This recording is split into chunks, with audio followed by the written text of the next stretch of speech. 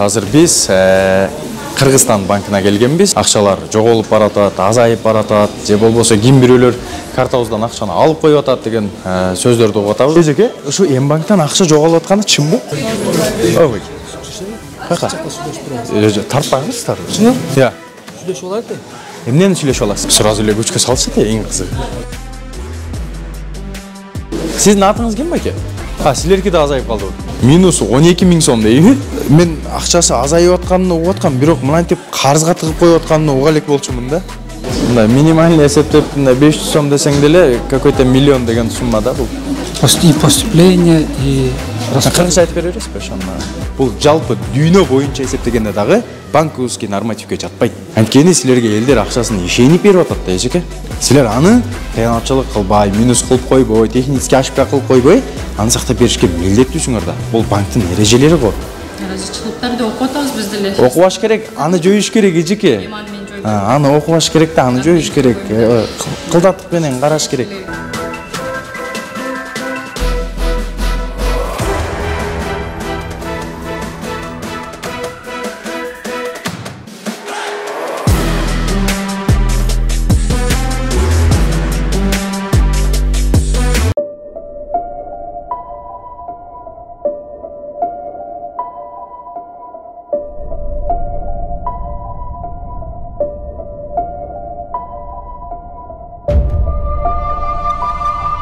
Menden alıp koydu. 6516 сом, 6514 сом алып койду. Силерден дагы ушинтип алып коюп атабы, же менден эле алып коюп атабы? Ассаламу алейкум, урматтуу көрүүчүлөр. Азыр биз Кыргызстан банкына келгенбиз. Анткени акыркы учурда баарыбыз эле көрүп атабыз, жанагы элдердин картасынан белгисиз, себепсиз акчалар жоголуп баратат, азайып баратат, же болбосо ким бирөөлөр картабыздан акчаны алып коюп атат деген сөздөрдү угуп атабыз. Ошондуктан мен интернетте карап чыктым. Журналисттер бир да жолу келип, мындай Кыргызстан банкка келип, анын себептерин тактаганын көрө элекмин да, азыр көргөн жокмун. Ошого азыр биз Кыргызстан банкына келгенбиз. Жетекчисинен сурап көрөбүз. Эмне себептерден улам, кандай жагдайлардан улам элдердин картасынан же болбосо алардын эсебинен акчалар жоголуп же азайып баратат. Анын себептерин экинчи тарапты угуп көргөнгө аракет кылабыз. Амансызбы? Атым Али, фамилиям Мергешев, журналист болом. Жетекчилиги бар экен? бар. Кайсыл жакта экен? Я. Үстүнө чыга салам. Өйдө жака чыгабыз, Жетекчи ошол жакта болот, Саламатсыздарбы, эжекелер? Амансыңарбы? Атым Али, фамилиям Мергешев, журналист болом. Жетекчи кайсыл жакта? Жетекчи биринчи этажда, заведующий. Сиз ким боласыз? Кредитный администратор. Эжеке, бир суроо да сизге. Жанагы М-банктан акча жоголуп атат деп атат элдер. Аны ошо заведующийга барсаңыз. Сиз билбейсиз, аны? Өзү жоголушу мүмкүнбү ушундай? Жоголбойт, Эжеке, ушу М-банктан акча жоголуп атканы чынбы? Ооба. Бар. Кантип жоголуп атат? Мени Силер дагы ушул маселеде келдиңерби, акчабыздан кем калып атат. Кантип билип калдыңар кем экенин? Карап турабыз да, карап турабыз. Ошондо сизден канча сом кем калды? Менде деле 1000 сомдой акча жок. 1000 сомдой акча жок, Сизде? Жок, күндө эле жок болот, буда күндө эле жок болот. Күндө элеби? Күндө эле 500 сом жок. Бирок уведомление жок, Мынага алынды деген. Жок, ондай сообщение. Кайрылып көрдүңөрбү? Эми кайрылып атабыз. Азыр биз жетекчисине барып көрөлүчү, эмне деп айтат экен? Ошого карап аракет кылабыз. Ассаламу алейкум эке. Жетекчи ким экен бул деп?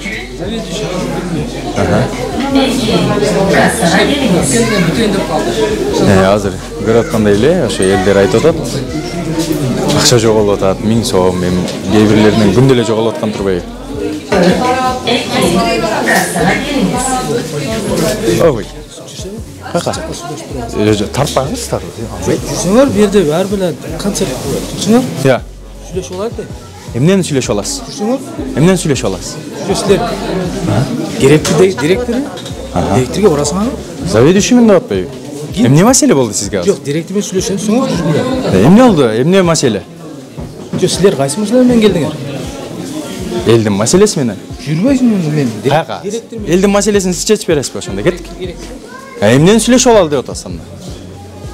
Директор керекпи? Директор чечет да. Эмнени сүйлөшөм деп атасыз азыр мен менен? Болду, мен консультация алдым өйдөдөн чыгып. Сразу эле көчкө салышат эң кызыгы. Туруп турабыз беке, маселе жок.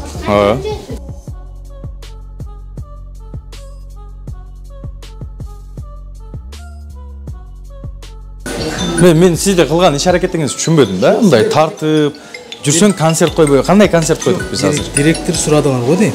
Биз эмне концерт койдук? Түшүнүксүз, беке. Сиздин атыңыз ким беке? Станов. Жок, Бейжиктен деле окуп. Биз концерт койбойбуз да беке. Эмнеге? Силер директор сурабадыңарбы?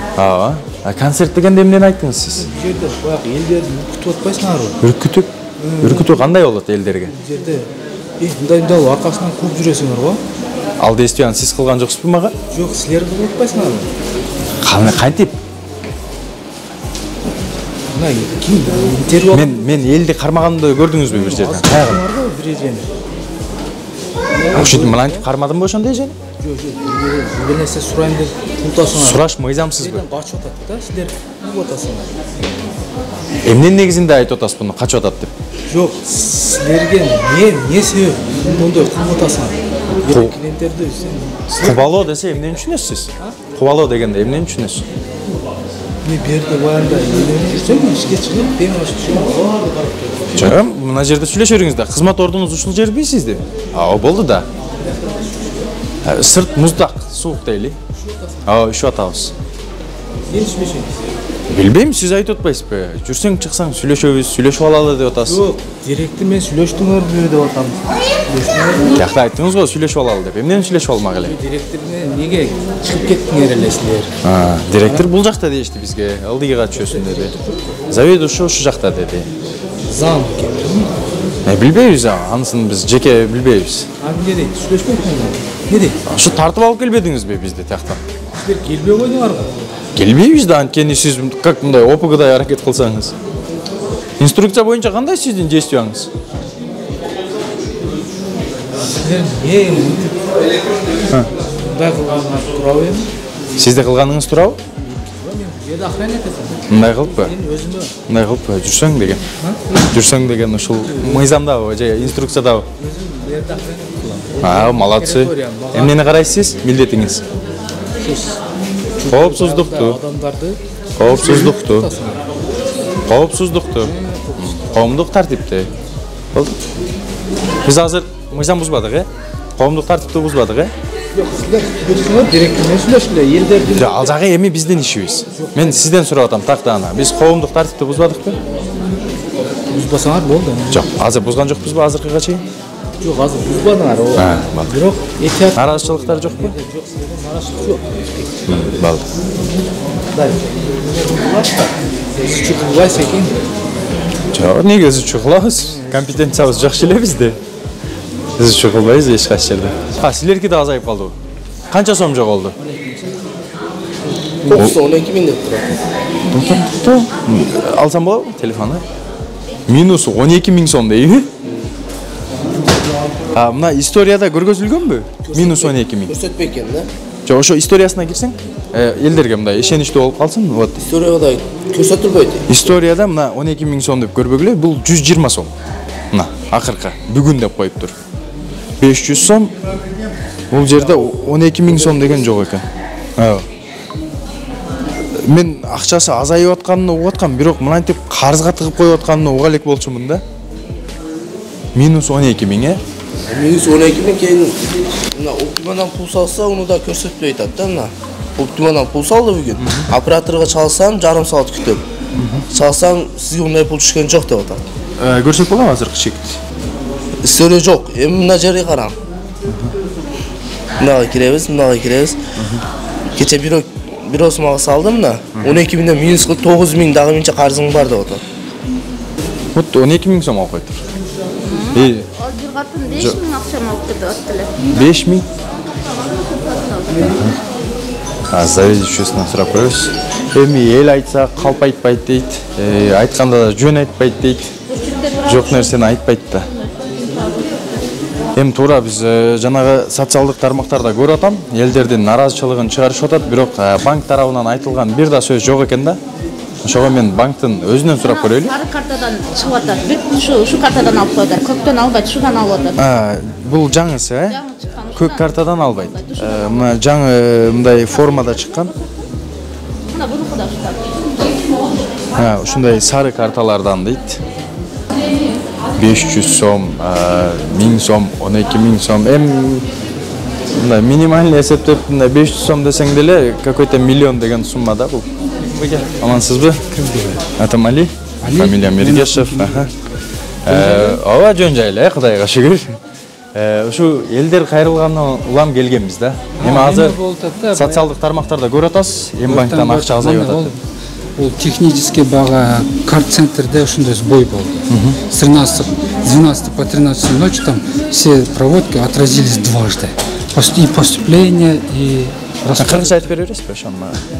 Кыргызчасы мындай. Өзүмдө карт-центр бар.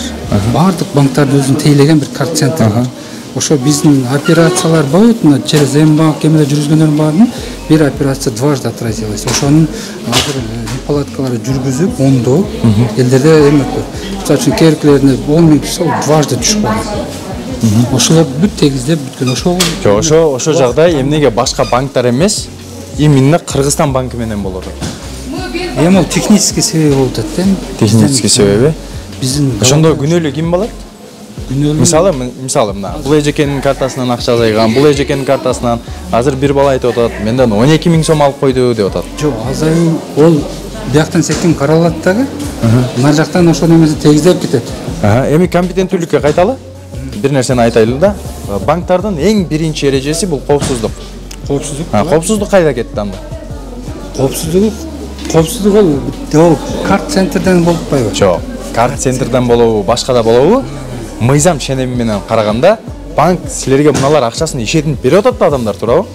Ишенип берип аткандан кийин анын коопсуздугу силердин мындай непосредственно силердин мойнуңарга түшөт да. Адамдардын акчасы жоголгон жок. Эжекелер, Жоголгон жок. Акчаңар жоголбоптур, кандай дейсиздер? Жок, ол териштүүдөн аныкталат да. Выпискадан. Анык жоголгон азыр аныкталды. Азыр историяда көрүнбөй атыптыр да, тиги баладан да сурадык. Потому что карт-центр иштебей калып, сбой болуп, кейинки операциялар дважды отразились.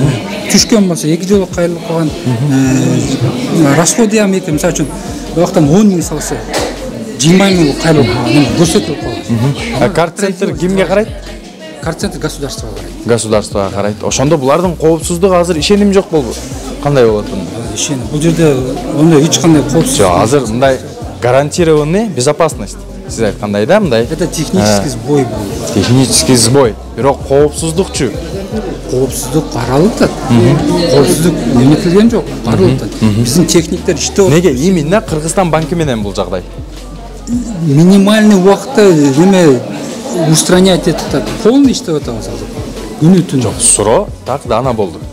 Эмнеге Оптима эмес же башка банктар менен эмес, бир гана Кыргызстан банкы менен ушундай наразычылык чыгып атат.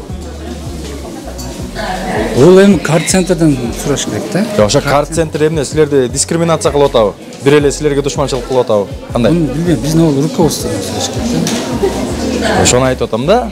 Мисалы Оптима деген банктар бар. Дагы башка банктар көп да, Бакай банкы бар, ошондой сыяктуу.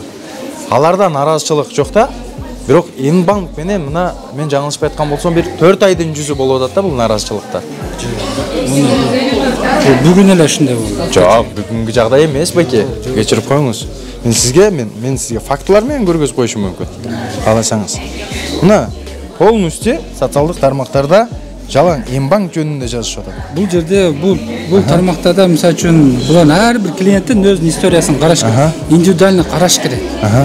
Жок жерден жазышпаса керек булар. Жок, бул мисалы үчүн керек адамдар өзүнүн эмесин түшүнбөй калат да. Бизде жакшы жол таап алды да бизден адамдар. Сразу эле элди күнөөлөп. Элди күнөөлөгөн жокпуз. Жок, эл сүйлөсө аны фейк дейбиз. Элдер наразычылык болсо алар түшүнбөйт дейбиз. Жакшы мындай жолго түшүп алдык да биз. Биз мурда элди көкөлөтөт элек, эми азыр элди басмырлоого өтүп алдык деп ойлонуп калам да кээдечи. Элди күнөөлөп атасыңар. Мен силерге тактана мындай мыйзам ченеминдеги ошибкаңарды айтып берейинби? Силер биринчи убадаңарды бузуп атасыңар. Эмнеге десе, жаран менен банктын ортосунда келишим болуп атканда, биринчи алардын финансовый безопасности гарантированный болуш керек эле. А булар ошол договордо түзүлүп аткан биринчи пункттун өзүнөн келишип атат. Булардын финансысына эч ким неме коопсуздугунда эметкен жок. Никто не взломал турабы? Нет, просто технический сбой был. Технический сбой. Эмнеге 12 000 сом, 5 000 сом, 3 000 сом, 1000 сом болуп атат аларга? Булар жок. Булар акчасы жоголгон жок. По выписке карайбыз. Каралат. Түшүнүп жатсыңарбы? Жок, банктардын, мына международный банктардын нормативине туура келеби азыркы жагдай? Сиз конкретно бир случай менен келиң, мен сизге териштеп. Мына случайлар жаныңызда турбай беле? Эки эжеке бар эле бул жерде. Азыр бир бала бар, минус 12. Эмне эжекебиз бар экен? Карап берели, без камера. Потом өзү айтат. Биз коомдук жерде жүрөбүз да. Коомдук, бирок индивидуальный жерде карайсыз да. Сиз бирөөнүн азыр эмесин карайсыз да, туурабы? Мониторуңузда карабайсыз. Нельзя, это нельзя. Мониторуңузга барбасак болду да, туурабы? Индивидуальный нерселерди угуп атасыз да, мисалы үчүн. Мисалы? Мен азыр айтам да, бул эжеге мындай акчаңыз бар, мына которгон, мына тиги которгон деген. Это же банковская тайна, сиз аны тартканга болбойт. Хорошо, банковский тайна деп атасыз. А мен анда коомчулук менен тиешеси бар нерсеге жооп берип коюңуз. Эмнеге банк коопсуздукту түзүп бербей атат? Мына случай менен бүтүрөйүн, анан кийин. Майлы? Качпай. Мындай туруктуу бир жооп жок да, сурасаң. Азыр келебиз, ага барыңыз, буга барыңыз. Эжеме бар, кудама бар. Атыңыз ким эжеке, бежек жок экен да сизде? Айзирек. Айзирек эжеке, мисалы банк системасында окугансызда турабы? Элдердин акчасынын коопсуздугуну банк камсыздашы керек да турабы? Азыр мына жерде ылдыйдагы жарандар турат да. Бизден азайып кетти акча деп. Анда ошол кандай көз караштасыз? Ошол норматив бузулдубу, бузулбадыбы азыркы учурда? Системный сбой деп атпайбы? Системный сбойго? Технический сбой деп, да, извинения просит банк. Уже второй день, по-моему, да, со вчерашнего. Второй день эмес. Бул уже 4-чү ай. Элдер нааразы болуп атканы. Силерге угулбай атат окшойт да алар, Мындай соц тармактарга кирип турасыңарбы жеке жашоодо? Ошондой жана видео обращенияларды көрүп атасыңарбы? Банктан мынанча алдырып койду, мынанча акчамды алып койду деп. Тоже был. Среди них. Черный пиар деген кандай? Башка чыгарышат го элдер, например, блогерлер. Жок, ошондо черный пиар десе, банк тарабынан кылынган болуп калабы ал реклама? Мен түшүнбөй атам да. Айзиреке жеке, биз азыр ылдыйда айтканындай да, сразу элдерди күнөөлөп баштап атабыз да биз. Жакшы жагдай да бул, мындай. Жок, жакшы жагдай эмес, жаңы жагдай. Бир нерсе десем, мына мамлекетте болуп аткан окуяларда желеке нааразычылык болсо булар фейк дедик. Буну сүйлөсө алар жөн эле каралап атат деп атабыз. Азыр ылдыйдагылар айтты, эл өзү күнөөлүү болуп атат дегендей кылышып атат да. Нет, у нас выписка же предоставляется. Гимде, например, сизде, да, если пропали деньги, бизде выпискалар бар обязательно. Эң кызыгы, азыр мен программасын көрдүм. Мисалы, минус 12 000 деген адамдын телефонунда ошо 12 000 эмнеге алынганы жөнүндө история жок да. Историясы обязательно был. Минус 12 000ди эмне үчүн алып коюшканы жок. Банктан көрүнбөсө, биздин выпискасында көрсө болот обязательно. Любой тыйын. Ошондо айтып атам, бир эле Кыргызстан банкы деп сүйлөбөйүн. Международный банктардын нормативи боюнча азыр мына акчалар минус болуп атканы, элдерден акчаны алынып атканы международный банковский нормативди бузулушу болуп саналабы, саналбайбы?